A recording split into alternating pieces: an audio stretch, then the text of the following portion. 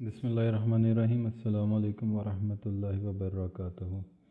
चलें अब हम अपनी बिल्डिंग के सिलसिले को आगे बढ़ाएंगे। अभी तक हमने अपनी फ़ाइल के अंदर आर्किटेक्चरल ड्राइंग को ग्रे स्केल किया है।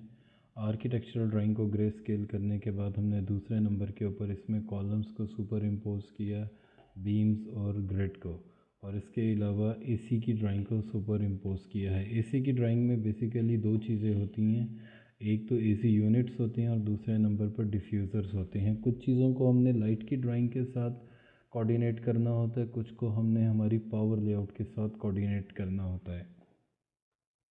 तो अब हम आगे देखते हैं कि रेफरेंस में हमारे पास अगली सर्विस कौन सी थी। तो अगली ड्रेनेज है और ड्रेनेज के बाद वाटर सप्लाई है और फिर फायर फाइटिंग है। ड्रेनेज की सर्विस का बेसिकली इलेक्ट्रिकल के साथ कोई बहुत ज़्यादा कनेक्शन नहीं होता। हम ये तीन फाइलें ओपन कर लेते हैं, ग्राउंड फ्लोर और फर्स्ट फ्लोर की, तो देखते हैं इनमें क्या है।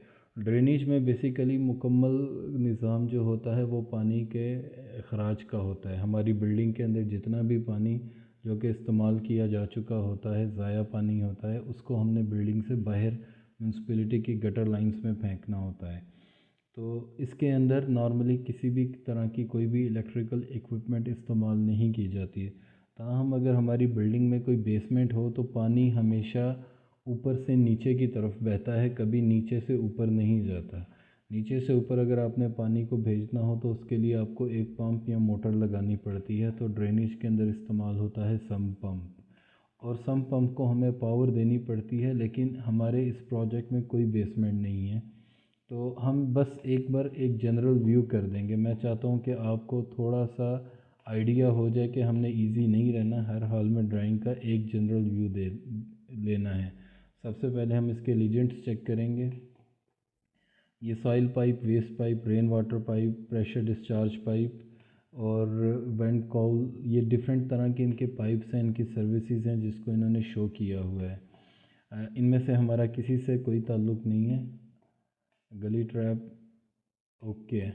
यहाँ के लीजेंड्स में वही चीज़ें दिखाई जाती हैं जो कि इस ड्राइंग के अंदर इस्तेमाल की गई हैं।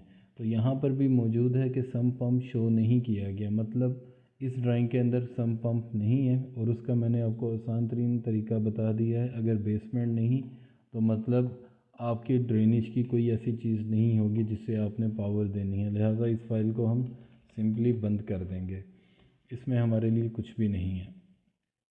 और साथ ही ड्रेनेज की, इस ड्राइंग की भी हमें कोई ज़रूरत नहीं और इस ड्राइंग की भी कोई ज़रूरत नहीं। अब हम अगली चीज़ वाटर सप्लाई की फ़ाइल में जाते हैं। यहाँ से मैं वाटर सप्लाई की ड्राइंग में गया। यहाँ पे मुझे ग्राउंड फ्लोर की ज़रूरत है और इसके अलावा राइज़र, इन दोनों की ज़रूरत है। हम इन दोनों को ओपन करके डिस्कस करते हैं। अब बात आ जाती है वाटर सप्लाई की, कि वाटर सप्लाई की ड्राइंग में हमें किस चीज़ को पावर देने की ज़रूरत होती है। तो बैरून मुल्क का सिस्टम ऐसा होता है कि वहाँ पर हर फ्लैट के अंदर वाटर हीटर लगाए जाते हैं, और हर फ्लैट के अंदर कम से कम 2 वाटर हीटर लगाए जाते हैं। अगर आपका 1 बेडरूम हॉल फ्लैट होता है तो एक वाटर हीटर आपके वॉशरूम में लगता है और एक वाटर हीटर आपके किचन में लगाया जाता है। और इसी तरह अगर आपका 2 बेडरूम हॉल है तो एक वाटर हीटर किचन में लगता है और एक वाटर हीटर बेडरूम के साथ अटैच बाथरूम में लगा दिया जाता है। और 3 बेडरूम हॉल में आपके 3 वाटर हीटर लगाए जाते हैं।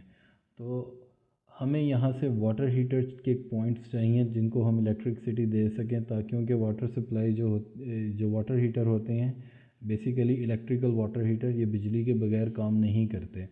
तो हमें एक तो वो कॉपी करनी है, लेकिन सबसे पहले हम एक बार फिर इनके लीजेंड देखते हैं, वरना हम इनकी ड्राइंग को समझ ही नहीं पाएंगे।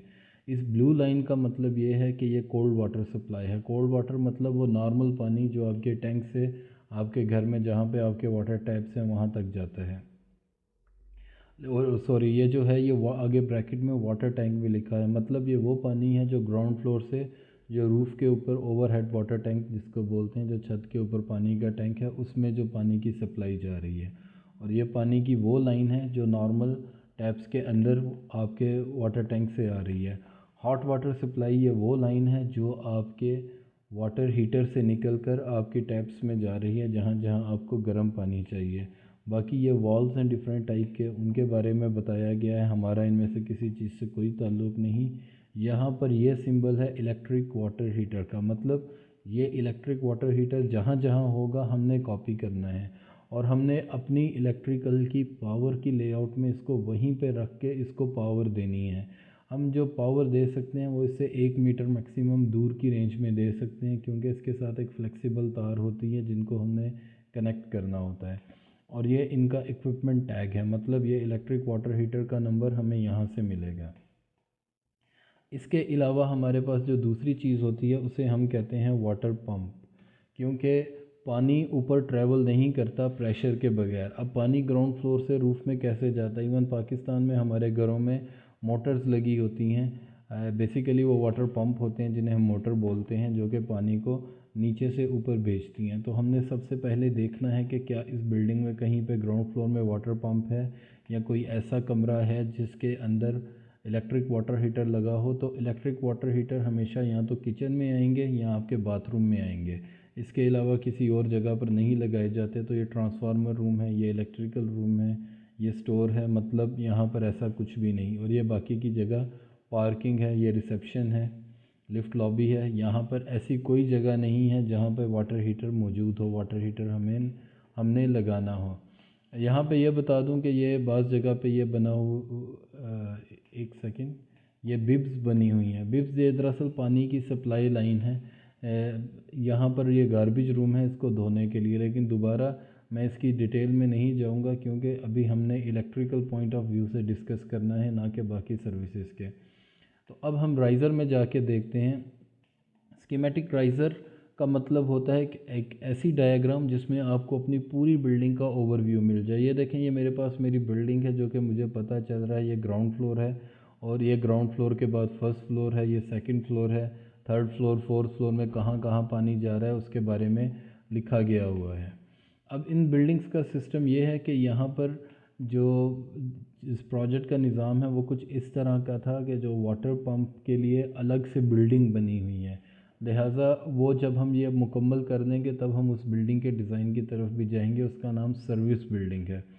तो उस सर्विस बिल्डिंग के अंदर से हमें हमारे वो ग्राउंड फ्लोर वाटर पंप, जिन्हें हम ट्रांसफ़र वाटर पंप कहते हैं, उसकी लोकेशन मिल जाएगी। बहरहाल फ़िलहाल हमें ये ड्राइंग ये बता रही है कि रूफ़ के ऊपर हमारा ये बूस्टर वाटर पंप लगा हुआ है जिसका नाम लिखा है बूस्टर यूनिट। बूस्टर यूनिट का क्या काम होता है कि वो वाटर टैंक से पानी लेता है और उसको प्रेशर के साथ आगे डिस्ट्रीब्यूट कर देता है। तो अब हम ये देख चुके हैं कि हमें वाटर सप्लाई में भी फ़िलहाल ग्राउंड फ्लोर के लिए कोई सर्विस नहीं चाहिए। अब हम अपनी अगली फ़ाइल की तरफ जाएंगे जो कि है ground floor fire fighting layout. मगर इससे पहले मैं आपको एक बार इसका फर्स्ट फ्लोर चेक करवा देता हूँ, जो कि बेसिकली टिपिकल फ्लोर के नाम से है, ताकि आपको आइडिया मिल जाए। ये देखिए कि यहाँ पर ये मैंने लिखा है, ये लिखा गया है लीजेंड्स में इलेक्ट्रिक वाटर हीटर। अब अगर मैं जाता हूँ तो ये हमारे अपार्टमेंट्स हैं। मैं इनको डिटेल से नहीं बताऊँगा, बिल्कुल आराम से जनरली एक वाटर हीटर ये लगा है, एक वाटर हीटर ये लगा है, एक वाटर हीटर ये लगा है। ये हमारा 3 बेडरूम हॉल फ्लैट है। 3 का मतलब है 3 बेडरूम हॉल। ये लिविंग रूम, एक ये हॉल हो गया हमारा, हम इसको डाइनिंग रूम भी कह सकते हैं, लिविंग हॉल भी कह सकते हैं। ये किचन है, ये 1 बेडरूम, ये 2 बेडरूम और ये मास्टर बेडरूम। चूँकि ये 3 बेडरूम है इसलिए इसको मास्टर बेडरूम 3 बेडरूम कहा जाता है। मास्टर बेडरूम में हमेशा याद रखिएगा कि अटैच बाथरूम होता है। अगर 2 बेडरूम हॉल फ्लैट होगा तो कम से कम 1 बेडरूम के साथ अटैच बाथरूम ज़रूर होगा। इसके बाद ये जो 2 बेडरूम है इनके लिए एक कॉमन बाथरूम है और इसके अंदर भी एक वाटर हीटर दिया गया है। और ये जो तीसरा टॉयलेट आप देख रहे हैं ये हॉल के लिए होता है, मतलब अगर आपका कोई गेस्ट आ चुका है तो वो इस टॉयलेट को इस्तेमाल करेगा। और ये किचन के लिए है अलग से एक वाटर हीटर, और ये किचन प्लस लॉन्ड्री, इन्होंने दोनों चीज़ें ऐड की हैं। तो ये हम जब टिपिकल फ्लोर्स में आएंगे तो तब हम इस चीज़ को प्रॉपर तरीके से स्टडी करेंगे। अब बढ़ते हैं अपनी ड्राइंग फायर फाइटिंग की तरफ। तो मैं दोबारा रेफरेंस की फ़ाइल में जाता हूँ और देखता हूँ कि फायर फाइटिंग की ड्राइंग से हमें किस चीज़ की ज़रूरत पड़ सकती है। ये मैंने फायर फाइटिंग की ड्राइंग ओपन की। अब सबसे पहले हमने इसके लीजेंड्स को देखना है। लीजेंड्स में यहाँ पर मैं आपको ये डिफरेंट तरह की उनकी जो सर्विसेज जा रही हैं, पाइप्स जा रहे हैं, उन्होंने उन पाइप्स के बारे में बताया है कि स्प्रिंकलर हैं, ब्रीचिंग लाइन है, वगैरह वगैरह। ये चीज़ें डिटेल से हम तब डिस्कस करेंगे जब हम इसकी बात करेंगे। यहाँ पर आपने जहन में रखना है कि स्प्रिंकलर्स हैं जिनके साथ हमने कोऑर्डिनेट करना है हमारी लाइटिंग के लेआउट के साथ। तो अब जिस चीज़ के साथ स्प्रिंकलर लिखा है हमने उस चीज़ को कॉपी करना है। स्प्रिंकलर पाइप नहीं, जैसे ये देखें स्प्रिंकलर पाइपिंग लिखा है, हम इसको कॉपी नहीं करेंगे। स्प्रिंकलर पाइपिंग है, इसको भी हमने कॉपी नहीं करना। जो स्प्रिंकलर है प्लस सिर्फ उसी को करना है। अब ये देखें extended coverage horizontal side wall Chrome sprinkler, यानी इस लीजेंड का मतलब है कि ये स्प्रिंकलर है मगर ये दीवार के ऊपर लगेगा और दीवार से थ्रो करेगा। हम इस स्प्रिंकलर को कॉपी कर लेते हैं एहतियातन, क्योंकि समटाइम्स ऐसा होता है कि हमारी वॉल माउंटेड लाइट्स आती हैं वो इसके साथ कोलैप्स ना कर जाएं। इसके बाद है पेंडेंट क्रोम स्प्रिंकलर। ये स्प्रिंकलर मतलब ये पाइप्स के ज़रिए लगा होगा, कुछ ऊपर से थ्रो करते हैं कुछ नीचे से थ्रो करते हैं। ये उस हिसाब से इनकी कैटेगरी बनाई गई है। मतलब ये भी स्प्रिंकलर है हमें चाहिए, ये भी स्प्रिंकलर है ये भी हमें चाहिए और ये भी हमको चाहिए। मसलन हमें ये 5 तरह के स्प्रिंकलर लगाए गए हैं, ये पाँचों के पाँचों स्प्रिंकलर हमने कॉपी करने हैं। उसके बाद आगे हम बढ़ते हैं और हमने देखना है कि क्या कोई और ऐसी चीज़ मौजूद है जिसको हमने पावर देनी है या लाइट के साथ कोऑर्डिनेट करना है। तो बिल्कुल हमारे पास एक चीज़ होती है जिसे हम कहते हैं फायर वाटर पंप्स। हाँ, अगर यहाँ पर फायर वाटर पंप्स दिए गए हैं तो हमने उनको कॉपी करना है। लेकिन ऑलरेडी मैं आपको फायर अपनी वाटर सप्लाई की सर्विस में बता चुका हूँ कि हमारी एक सर्विस बिल्डिंग थी, तो जो फायर वाटर पंप है वो सर्विस बिल्डिंग में पड़े हुए हैं। जब हम इस बिल्डिंग का डिज़ाइन मुकम्मल कर लेंगे तो फिर हम सर्विस बिल्डिंग की तरफ जाएंगे। इसके बाद एक और चीज़ है जिसे हम कहते हैं जून कंट्रोल वाल्व। जून कंट्रोल वाल्व को भी पावर चाहिए होती है। ये दो तरह से काम करता है, या तो हम इसको अपनी फायर अलार्म की ड्राइंग के साथ कोऑर्डिनेट कर देते हैं या फिर हम इसको अपनी इलेक्ट्रिकल की ड्राइंग में कॉपी करते हैं और इसको एक पावर पॉइंट देते हैं। और ये है हमारा जून कंट्रोल वाल्व का सिंबल। मतलब इन सारी चीज़ों को हमने पावर देनी है या लाइट के साथ कोऑर्डिनेट करना है। तो हम इन लीजेंड्स को सबसे पहले कॉपी करके मॉडल स्पेस में चले जाते हैं, क्योंकि ये लेआउट स्पेस में फ़िलहाल पड़ा है जैसा कि आप यहाँ पर देख सकते हैं। TM एंड वैल्यू हम 1 लिखते हैं। हम मॉडल स्पेस में आ गए, इनको यहाँ पे पेस्ट कर दिया। इसका स्केल हम इतना बड़ा व्यू कर देते हैं कि हमें नज़र आए। मैंने स्केल फैक्टर 100 के साथ इसका मल्टीप्लाई किया है। अब हमने सबसे पहले एक्सरफ ऑलरेडी ऑन था, XR दबाया। चेक करेंगे कि इस ड्राइंग में कोई एक्सरफ तो नहीं, अगर है तो हम उसको डी अटैच कर देंगे या उसको बाइंड करते हैं। एक्सरफ बाइंड करने के हवाले से मैं आप लोगों को ऑलरेडी बता चुका हूँ, वीडियो में बताने की ज़रूरत नहीं। अब सबसे पहले हम अपने यूनिट्स देखते हैं। हमारे यूनिट्स इंचेस में हैं, ये लाजमी तौर पे मिलीमीटर्स में होने चाहिए, ये आपने हमेशा चेक करना है। लाइटिंग यूनिट्स को इंटरनेशनल कर लेते हैं एंड दैट्स ऑल ओके।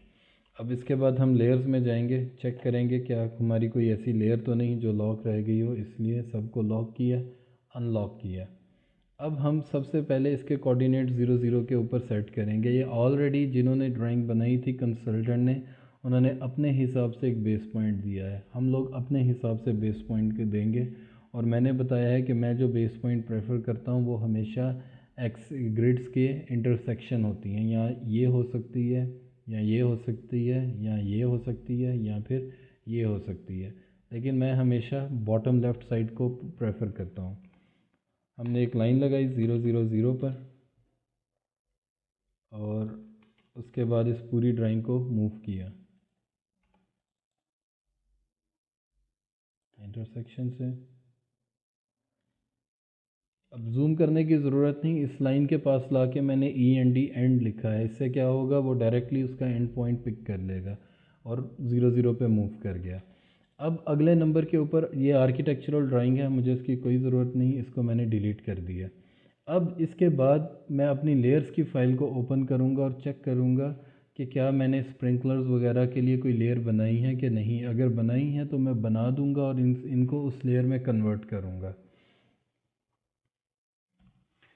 ये मेरी फ़ाइल है लेयर्स की, इसमें मैं देखता हूँ मैंने इलेक्ट्रिकल जनरल के अंदर क्या कोई लेयर बनाई है या नहीं बनाई। तो आई डोंट थिंक सो कि मैंने इस चीज़ के ऊपर कोई लेयर बनाई थी। तो हम एक लेयर बना लेते हैं और उसका कलर इस पेन थिकनेस के हिसाब से एडजस्ट कर लेते हैं।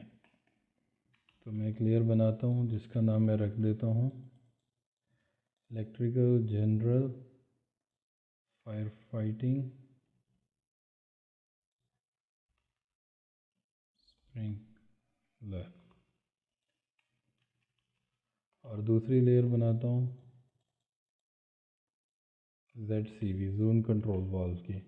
और अब इन दोनों इसको मैंने यूँ कॉपी किया, लेयर्स में गया और यहाँ पे मैंने हर चीज़ के ग्रुप बनाए हैं। तो इधर मैं इलेक्ट्रिकल जनरल में जाता हूँ, एक नई लेयर Alt N दबा के इस लेयर का नाम पेस्ट किया और इसका कलर 75 और थिकनेस 0.15।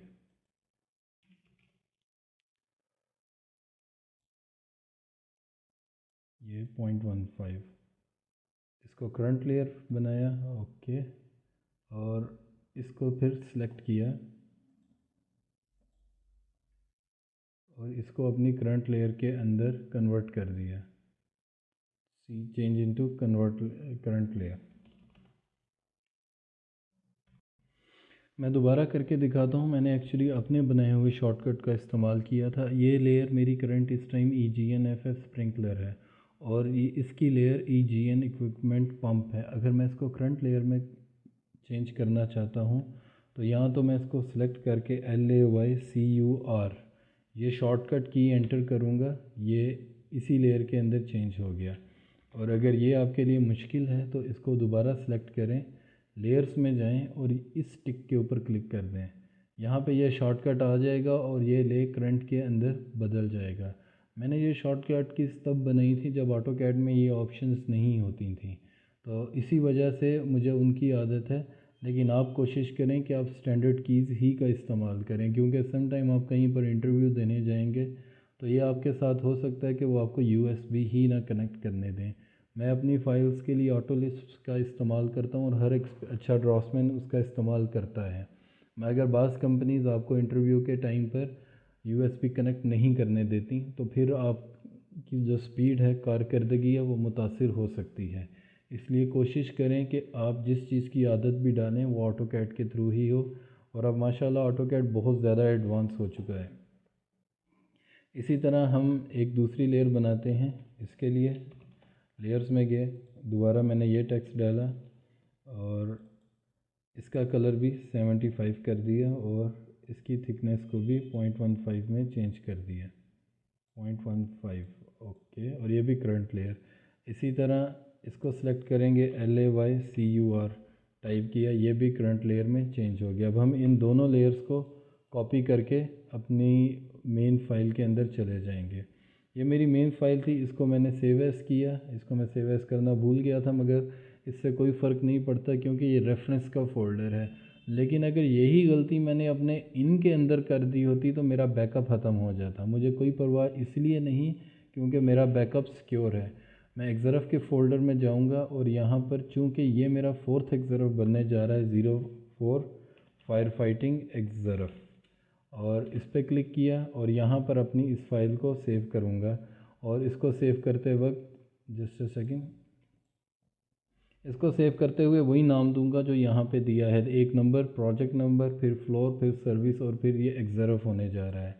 तो दोबारा कंट्रोल शिफ्ट सेव एज, इसके हम इनमें गए, सॉरी एक्सरफ में गए। एक्सरफ के अंदर जाके 001 प्रोजेक्ट 100 फायर फाइटिंग या फिर ग्राउंड फ्लोर फायर फाइटिंग एक्सरफ और इसको सेव कर दिया। अब इसी के अंदर मैंने इन लेयर्स को ला के पेस्ट किया। अब ये जो पाइप्स हैं मुझे इनकी ज़रूरत नहीं है, तो लिहाजा मैं इन पाइप्स को सिलेक्ट सिमिलर करके देखता हूँ कि ये सिर्फ पाइप ही सिलेक्ट हुए हैं। यस, सिर्फ पाइप लाइन्स हैं, तो मैं इनको डिलीट कर देता हूँ। उसके बाद दूसरे नंबर पे ये दूसरी पाइप लाइन है, मुझे इसकी भी ज़रूरत नहीं, इसे भी सिलेक्ट सिमिलर किया और इसको भी डिलीट कर दिया। अब ये जनरल नोट्स हैं, मुझे इन जनरल नोट्स की कोई ज़रूरत नहीं, इसको भी मैंने डिलीट कर दिया। अब मुझे देखना है जून कंट्रोल वाल्व। अब ये ड्राइंग इतनी कंजस्टेड है कि मैं जून कंट्रोल वाल्व को शायद ढूंढ ना पाऊँ, तो उसके लिए मैं FIND फाइंड लिखूँगा। फाइंड में जाके ZCV करके देखता हूँ और यहाँ पर फाइंड पे क्लिक करता हूँ। फाइंड पे क्लिक करता हूँ तो ये मुझे ऑटोमेटिकली जून कंट्रोल वाल्व के पास ले जाएगा और मैं डन करता हूँ। ये मेरा जून कंट्रोल वाल्व मेरे सामने आ गया। यहाँ से मैं इसकी प्रॉपर्टीज़ में जाता हूँ। बेसिकली मुझे जो चीज़ चाहिए वो सिर्फ इतनी है, ये बाकी की चीज़ें मेरे इस काम की नहीं हैं, इनको मैं निकाल देता हूँ। और ये ब्लॉक के अंदर ब्लॉक था, तो लिहाजा मैं इस ब्लॉक को डबल क्लिक करके फिर से एडिट करूँगा। पहले मैं इसकी कवर लेयर को ज़ीरो कर देता हूँ, यहीं से कवर लेयर ज़ीरो की, और फिर इस ब्लॉक को दोबारा डबल क्लिक करूँगा क्योंकि ब्लॉक के अंदर एक ब्लॉक पड़ा हुआ है। और इसको जाके यहाँ से दोबारा होम पे गया, आपके पास ये टूल बार नहीं होगा इसलिए मैं यहीं से क्लिक करता हूँ। समटाइम्स आपका सिस्टम स्टक हो जाता है, तो ये सबके साथ होता है, ये नॉर्मल चीज़ है।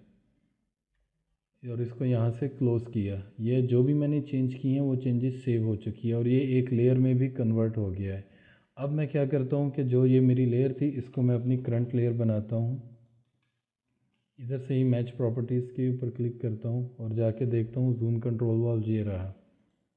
अब मुझे मेक श्योर करना है कि इस ड्राइंग के अंदर यही एक जूम कंट्रोल वाल्व है या कोई दूसरा जूम कंट्रोल वाल्व भी था। तो मैं दोबारा फाइंड पर क्लिक करता हूँ और फाइंड करता हूँ। दिस रिज़ल्ट पे क्लिक करूँगा तो ये शो करेगा कि पूरी ड्राइंग के अंदर एक ही जूम कंट्रोल वाल्व था। अगर एक से ज़्यादा होते तो मुझे सबको का ख्याल रखना पड़ता। अब मैं अपनी इस लेयर को लॉक लगा देता हूँ। इसके लिए LAYLCK टाइप करेंगे या लेयर को सिलेक्ट करेंगे और यहाँ पर लॉक पे क्लिक करेंगे। इससे क्या फ़ायदा होगा कि अब ये लेयर डिलीट नहीं हो रही, मतलब अगर मैंने गलती से डिलीट करते हुए चीज़ें डिलीट कर भी दी तो ये मेरा जूम कंट्रोल वाल्व डिलीट नहीं होगा और मुझे इसकी बेहद ज़रूरत है। अब हमने स्प्रिंकलर्स को, जितने भी ये स्प्रिंकलर्स हैं, इनको कन्वर्ट करना है एक लेयर के अंदर ताकि हम इनका इस्तेमाल कर सकें। यहाँ पर मैं आपको एक चीज़ बताता चलूँ दोबारा से कि ये जो मैं काम कर रहा हूँ ये इस तरह से है कि मेरे पास टेंडर की ड्राइंगें पड़ी हैं जिनको मैंने सुपर इम्पोज किया है। जैसे हम इलेक्ट्रिकल की शॉप ड्राइंग बनाएंगे ऐसे ही एक फायर फाइटिंग का ड्राफ्ट्समैन फायर फाइटिंग की शॉप ड्राइंग बनाएगा, एक एसी का ड्राफ्ट्समैन एसी की शॉप ड्राइंग बनाएगा। तब हम उनकी ड्राइंगों को अपनी मर्ज़ी से लेयर्स में कन्वर्ट नहीं कर सकते। फिर जैसे ही हमारे पास ड्राइंगें हैं हमने वैसे ही उनको एक्सर्व कर लेना है और अपनी सर्विसेज को कॉपी भी करना है। मैं जब एसी की शॉप ड्राइंग्स बनाऊंगा तो इंशाल्लाह उस टाइम आपको ये चीज़ क्लियर हो जाएगी। लेकिन सबसे पहले जो हमारी स्टेज 1 है वो ये होगी कि हम टेंडर डिज़ाइंस को देखते हुए फॉलो करते हुए इलेक्ट्रिकल की शॉप ड्राइंग्स बनाएंगे। अब इस टेक्स्ट की हमें कोई ज़रूरत नहीं, हम ये पूरे टेक्स्ट को सिलेक्ट सिमिलर करते हैं, मूव करके कंफर्म करेंगे कि हमने सिर्फ टेक्स्ट ही सिलेक्ट किया है और कुछ नहीं, और इस पूरे टेक्स्ट को डिलीट कर देंगे। अब इसके बाद इन लाइंस की भी हमें कोई ज़रूरत नहीं, इन एरोज़ की हमें कोई ज़रूरत नहीं, हम इनको भी सिलेक्ट सिमिलर करते हैं और एक बार मेक श्योर करेंगे। मैं बेस पॉइंट इसलिए नहीं बना रहा क्योंकि अब मुझे बेस पॉइंट की भी ज़रूरत नहीं, वरना जैसे आर्किटेक्चरल ड्राइंग में मैंने बेस पॉइंट बना के मूव किया था कि अगर कोई चीज़ गलती से कॉपी होगी तो उसको वापस रख दिया जाए, तो उसकी अब हमें कोई ज़रूरत नहीं। इस सब को भी हमने सेलेक्ट किया, मूव किया और ख़त्म कर दिया। ये ये ये सारी चीज़ें जो हैं हमें इनकी कोई ज़रूरत नहीं है, हम इन सब को मूव करेंगे और डिलीट कर देंगे। अब यहाँ पर ये एक इम्पॉर्टेंट चीज़ है कि इन्होंने कुछ रूम्स का लिखा है, protected with foam spray system, protected with FM200। ये टेक्स्ट हमें चाहिए है क्योंकि इन कमरों के अंदर फिर हम स्प्रिंकलर्स नहीं देंगे, इनका एक अपना ही मुनफरिद तरह का निज़ाम होता है। तो हम इनको छोड़ देते हैं और बाकी चीज़ों को डिलीट कर देते हैं।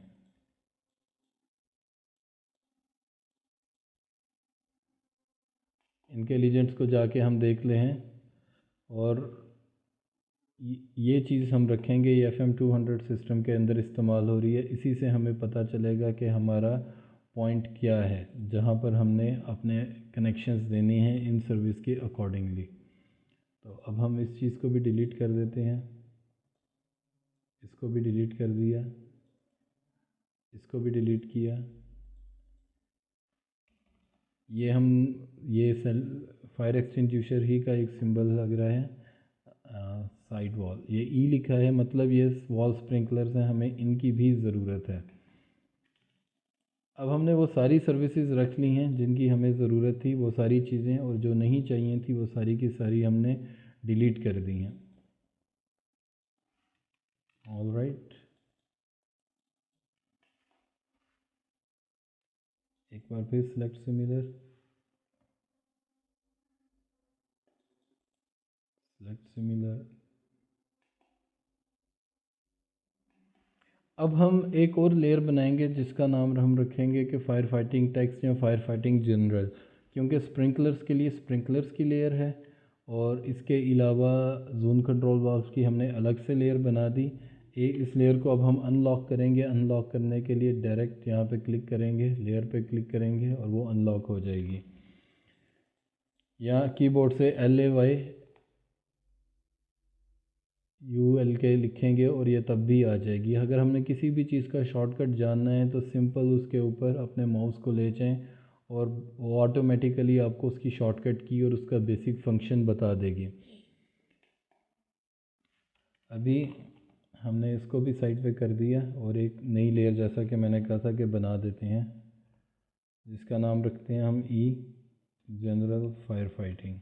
इसका कलर हम कोई भी कलर कर देंगे क्योंकि ये बेसिकली सिर्फ हमारे रेफरेंस के लिए। मैं इसको कलर 4 दे देता हूँ।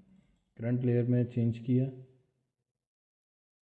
अब हम अपना शॉर्टकट की जानते हैं, या तो हम यहाँ से जाके सेलेक्ट कर देंगे या ले CUR के ऊपर चेंज कर देंगे। इसके बाद इसका ये ऑलरेडी ब्लॉक के अंदर है, हम इस ब्लॉक को एक्सप्लोड कर देते हैं और डायरेक्टली इसको यहाँ से फिर से LAYCUR टाइप करेंगे और दोबारा सेलेक्ट करके प्रॉपर्टीज़ में इसको बाय लेयर कर देंगे।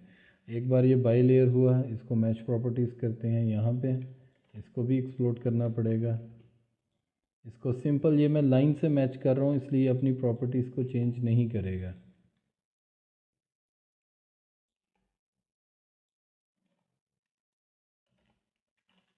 मैंने इसको एक्सप्लोड किया। सम टाइम हमारा जो मल्टी लाइन टेक्स्ट की को इस तरह बनाया जाता है कि हम बाहर से उसकी लेयर को, उसके रंग को बदल नहीं सकते। उसके कलर को चेंज करने के लिए हमें उसे एडिट करना पड़ता है, तो मैंने इसको डायरेक्ट एक्सप्लोड कर दिया। दोबारा करके दिखाता हूँ। ये लेट से मैं मज़ीद अंडू, थोड़ा सा और अंडू, ओके। अब यहाँ से मैं इसका कवर लेयर बदल चुका हूँ, लेकिन ये कलर नहीं तब्दील करा है। इस पर डबल क्लिक करूँगा, कंट्रोल A किया तो ये देखें यहाँ पर बता रहा है इसका कलर 123 है। अब मैं इसको जाके यहाँ से बाई लेयर करूँगा, इसमें थोड़ा सा वक्त ज़्यादा लग जाएगा। या तो इसके लिए मैं सेट बाई लेयर की ऑप्शन एंड में इस्तेमाल कर सकता हूँ, या फिर अगर टाइमली करना चाहता हूँ इसे सिंपली एक्सप्लोड किया। ये टेक्स्ट हमने टेम्पररी तौर पर रखा है, बाद में हमने इसे अपने हिसाब से चेंज करना है। अब मैंने इसको मैच प्रॉपर्टीज़ किया तो ये चेंज हो गया।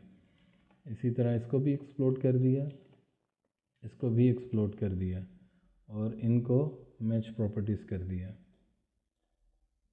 इसे एक बार फिर से एक्सप्लोड करने की ज़रूरत थी।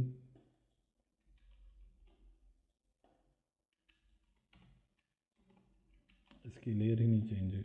LAYCUR,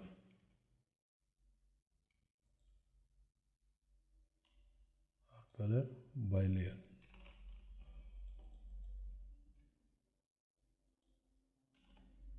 एक्सप्लोड, इसको यहाँ से सिलेक्ट किया।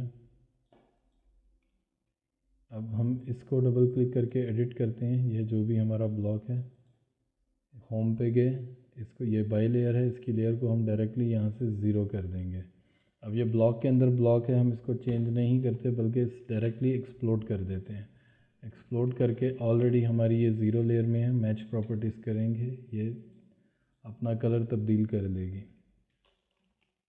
यहाँ से हमने इसको उस लेयर में कन्वर्ट किया जिसमें हमें ये चाहिए था। अब अंदर जाके मैं दोबारा इसे एक्सप्लोड करता हूँ, इन सब को सिलेक्ट करता हूँ, होम पे जाके इनकी लेयर ज़ीरो और कलर बाय लेयर। ये मैं ऑलरेडी आपको बता चुका हूँ कि हम ये ज़ीरो लेयर में क्यों करते हैं। अब बारी आ जाती है हमारे स्प्रिंकलर्स की। तो इससे पहले हम क्या करते हैं, अपनी इस लेयर को ऑफ़ कर देंगे। इसके लिए ले ऑफ़ की कमांड टाइप करेंगे, LAYOFF, ले ऑफ़। इस पर क्लिक किया, ये पूछ रहा है कि तुम्हारी करंट लेयर है, क्या इसको बंद कर दिया जाए। मैं कहता हूँ यस, ये ऑफ़ हो गई। इसके बाद दूसरे नंबर पे मैं जोन कंट्रोल वाल्व की लेयर को भी ऑफ़ कर देता हूँ। अब मेरे सामने ये लीजेंड्स हैं जिनकी मुझे कोई ज़रूरत नहीं, और बाकी सिर्फ स्प्रिंकलर्स बचे हैं। मैं मैच प्रॉपर्टीज़ पे क्लिक करता हूँ, सेलेक्ट करता हूँ और इन सब की लेयर को तब्दील कर देता हूँ। अब ये देखें किसी स्प्रिंकलर ने अपना कलर चेंज नहीं किया, अपनी प्रॉपर्टीज़ को चेंज नहीं किया। उसकी रीज़न ये थी कि ये सारे के सारे ज़ीरो लेयर के अंदर नहीं बने। अगर ये ज़ीरो लेयर में बने होते तो उनका और हिसाब होता। मैं अब किसी एक स्प्रिंकलर पे डबल क्लिक करूँगा। डबल क्लिक करने के बाद ये स्प्रिंकलर के अंदर फिर स्प्रिंकलर है, इसको एक्सप्लोड करता हूँ। ये अंदर फिर एक और लेयर है, इसको भी एक्सप्लोड कर देता हूँ। और ये फाइनल लेयर जो बची, इसको मैं इधर होम पे जाता हूँ, यहाँ से मैं इसकी लेयर ज़ीरो कर दूँगा।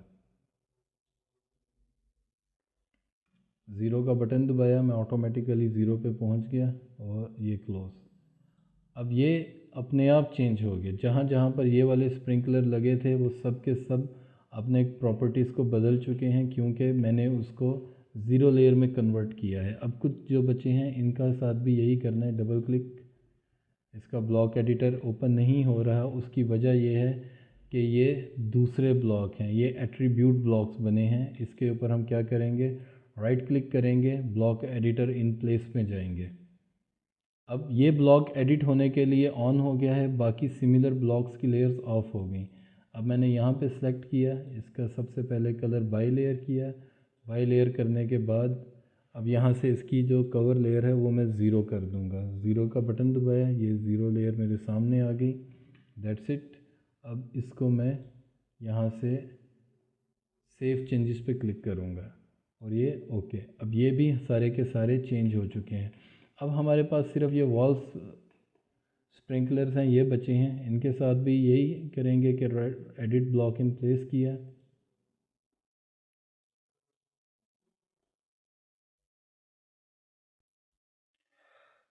इसको हम सेलेक्ट करके एडिट ब्लॉक इन प्लेस करते हैं। लेकिन ये एडिट ब्लॉक इन प्लेस नहीं हो रहा क्योंकि ये इसकी नॉन यूनिफॉर्मली स्केल्ड ब्लॉक्स हैं। इस तरह के ब्लॉक्स की प्रॉपर्टीज़ को हम चेंज कर सकते हैं अगर यहाँ पर हम इस ब्लॉक का नाम दें, जो कि है WMNFP। अब ये नाम मुझे यहाँ से मिला है, ये देखिए प्रॉपर्टीज़ में WMNFP। तो हम पहले नंबर पे ट्राई करके देखते हैं कि अगर ये अपना स्केल चेंज करके एडिट हो सकता है तो वेल, वरना हम इसको एक्सप्लोर कर देंगे। इसको किया और यहाँ पर स्केल यूनिफॉर्मली पे क्लिक करते हैं। ओके, वो पूछता है रीडिफाइन, मैं बोलता हूँ यस। और अब हम देखते हैं अगर ये एडिट हो गया वेल एंड गुड है, नहीं तो हम इसको डायरेक्टली एक्सप्लोर कर देंगे। एडिट ब्लॉक इन प्लेस, वो अभी भी एडिट नहीं हो रहा। तो फिर हम क्या करेंगे, इसको सिंपली सेलेक्ट सिमिलर करते हैं। सेलेक्ट सिमिलर करके ऐसे जितने भी ब्लॉक्स हैं हम इन सबको एक्सप्लोड कर देते हैं। एक्सप्लोड करके match properties into same layer. Okay, अब हमारा ये काम मुकम्मल हो गया। अब ये एक पॉइंट था जिसको हमने डिलीट कर दिया। ले ऑन किया है ये देखने के लिए ताकि जो लेयर्स ऑफ थी हम उनको एक बार फाइनली देख लें। ये दो पॉइंट्स फिर हैं टेक्स्ट के जो मैंने पेस्ट किए थे, लेकिन लेयर ऑफ होने की वजह से वो हमें नज़र नहीं आ रहे थे। ऑलराइट, तो इन लेयर्स की अब हमें ज़रूरत नहीं, इन टेक्स्ट्स की है, इनको हमने डिलीट कर दिया। अब हमारी ये ड्राइंग सुपर इम्पोज होने के लिए तैयार है। दोबारा ज़हन में रखिएगा कि जो स्प्रिंकलर्स हैं ये हम लाइट की ड्राइंग के लिए रखेंगे, और ये जो हमारे फायर प्रोटेक्शन रूम्स का FM200 या फिर फोम सिस्टम या फिर इसके अलावा जो जूम कंट्रोल वाल्व हैं, ये फायर फाइटिंग ये पावर की ड्राइंग के लिए जाएंगे। दोबारा रिपीट करता हूँ, as I got mistaken. Sprinklers light की ड्राइंग के लिए हैं, हमारे जूम कंट्रोल वाल्व, हमारे FM200, हमारे फोम सिस्टम या फिर फायर फाइटिंग पंप्स जो कि इस ड्राइंग में मौजूद नहीं हैं, अगर वो होते तो वो पावर लेआउट में कॉपी किए जाते। इस लेआउट को सिलेक्ट करेंगे, डिलीट करेंगे, और डिलीट होने के बाद हम अपनी ड्राइंग को पर्ज करेंगे, PU पर्ज। ओके, आपके पास अगर ऑटोकैड का डिफरेंट वर्जन है तो आपकी ये डिस्प्ले स्क्रीन और अंदाज में होगी। हम पर्ज ऑल आइटम्स करते हैं, पर्ज ऑल क्लोज, उसके बाद इसको ऑडिट करेंगे, AUD ऑडिट, यस। अब हमारा ये इस ड्राइंग के ऊपर भी काम मुकम्मल हो चुका है। अब हम अपनी प्लान के अंदर जाते हैं, यहाँ पर XR करेंगे, अटैच ड्राइंग, और यहाँ से हम अपनी फायर फाइटिंग की ड्राइंग को भी सुपर इम्पोज कर लेंगे। अभी हमारी फायर फाइटिंग की ड्राइंग भी हमें नज़र आ रही है कि हमारा फायर फाइटिंग में क्या क्या काम किया गया है। तो अभी इंशाल्लाह हम अगली स्टेज के अंदर अपनी अगली वीडियो के अंदर डिस्कस करेंगे, फायर अलार्म सिस्टम को देखेंगे, सिक्योरिटी सिस्टम में कौन कौन सी चीज़ें हैं, फिर टेलीफोन सिस्टम में क्या ऐसी कोई चीज़ मौजूद है या नहीं जिसे हमने लाइट की ड्राइंग के साथ या पावर की ड्राइंग के साथ कोऑर्डिनेट करना है। इलेक्ट्रिकल की ड्राइंग को बज़ाते ख़ुद देखेंगे और इसमें क्या देखना है ये हम एंड में डिस्कस करेंगे। उससे पहले हम आईडी और आर्किटेक्चरल ही के अंदर यहाँ पर आपने देखा है कि ये रिफ्लेक्टेड सीलिंग प्लान है, उसको डिस्कस करेंगे। इनमें हर वीडियो अपनी इम्पोर्टेंस रखती है, आपने किसी भी एक वीडियो को स्किप नहीं करना। हर वीडियो को उतनी बार देखें जितनी दफ़ा आपको ये समझ नहीं आ जाती कि हम कोई भी काम क्यों करने जा रहे हैं। तो चलें ठीक है, इंशाल्लाह अगली वीडियो में मुलाकात होती है, तब तक अल्लाह हाफ़िज़।